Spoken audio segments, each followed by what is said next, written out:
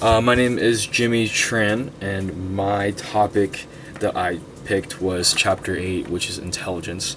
So, with intelligence, the term intelligence is a very broad term amongst psychologists and experts as a whole. Just because that some experts believe that intelligence is the ability to solve problems, and others believe that intelligence is the capacity to adapt and learn from experiences. So the problem with intelligence is that it cannot be directly measured, like age, eye color, hair, height, any of that. So then there's been different forms of intelligence tests that have come through, which would some like notable ones would be like the Binet test. Binet created the concept of mental age and how it correlates with one's IQ level, and with Wechsler scales. His test provided an overall IQ and several composite scores, which allowed researchers to identify the strengths and weaknesses in different areas of intelligence. But the main problem with these scores and like these IQ scores as a whole is that it can produce unfortunate stereotypes and expectations amongst people.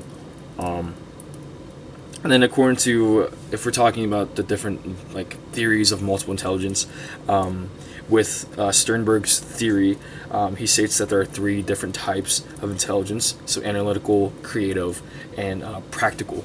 And with there's a few more, like with Gardner's, he identifies that there's 8 different types of intelligence. So that would go from like verbal, mathematical, like musical, interpersonal. So it's very hard to identify between each of these two theories. But another important one that they talk about is, of course, emotional intelligence, which is what my article is on. It's actually on emotions and leaderships, the role of emotional intelligence. But with emotional intelligence is the ability to perceive and express emotion accurately and adaptively, to understand emotion and emotion knowledge, to use feelings to facilitate thought and to manage emotions in oneself and others. And some experts even say that the highest level of intelligence that involves reasoning is linked to neuroscience of intelligence. So some people or some experts believe that intelligence is linked into your prefrontal cortex, and some others say that it is linked between like distributed neural network in the front and parietal lobes and intelligence. So there's obviously a lot of reasoning, and there's a lot of theories that I've been reading in this book that talks about intelligence. And another way we can kind of outline like the controversies about differences in IQ scores is the heredity and environment aspects and factors that can play kind of a role. So genetics can play a role into why identical twins show stronger correlations on intelligence than fraternal twins do. And in recent times, there's a considerable rise in intelligence test scores around the world. The Flynn effect, and the Flynn effect basically supports the role of environment in intelligence.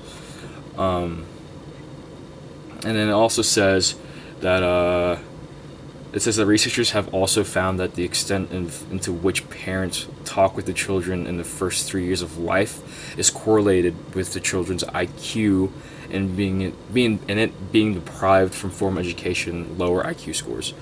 And then according to Ramey's research, it revealed that the positive effects of educational childcare is on intelligence. And culture does play a pretty significant role in intelligence, or in the way that we define intelligence. Like I said from the beginning, intelligence can create different stereotypes and expectations amongst, I'm assuming, regarding parents, especially for me, being an Asian American. It is like, according to research, it is not. It isn't. It's normal for most Asian kids to be smart and have a higher IQ score, which of course for parents will set a standard, and obviously a jeez, give me a minute. It just gives a standard and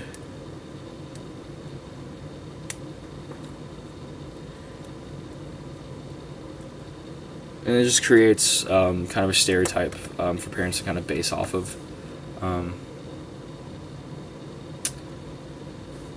And then let's see. And then when we talk about the extremes of intelligence and creativity, it's kind of sanctioned into 3 different categories. So it'd be intellectual disability, giftedness, and creativity.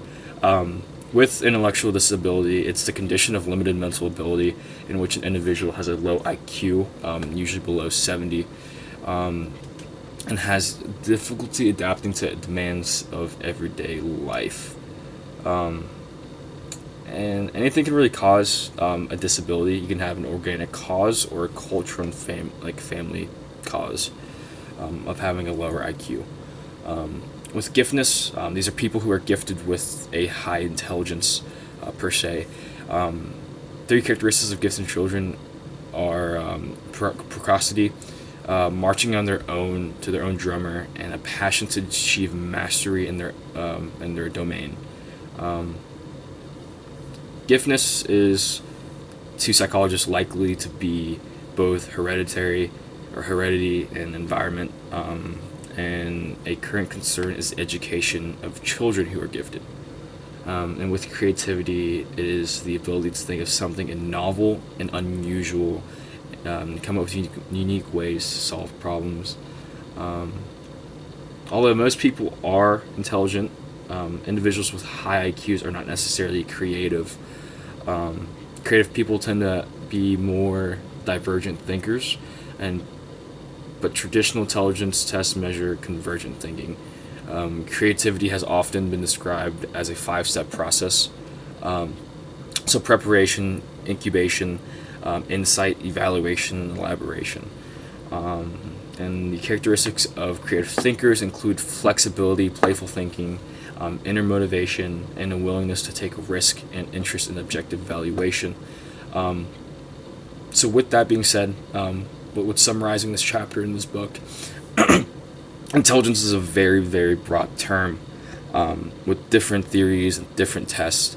And at the end, the definition of intelligence, according to this book, is that intelligence consists of the ability to solve problems and to adapt and learn from experiences. A key aspect of intelligence focuses on its individual's variations. Traditionally, intelligence has been measured by tests designed to compare people's performances on cognitive tasks. And with my article that I chose, it's on human relations, by Jennifer M. George of SagePub. So the thing with emotional intelligence is there's 4 major aspects: the appraisal and expression of emotion, the use of emotion to enhance cognitive processes and decision making, knowledge about emotions, and the management of emotions. Is, again, this is a way that you use feelings to facilitate thought and how you manage emotion to people's and others. With emotion, it plays a very central role in the leadership process. Again, it's the ability to understand and manage moods and emotions in the self and others, and this contributes to an effective leadership role in organizations.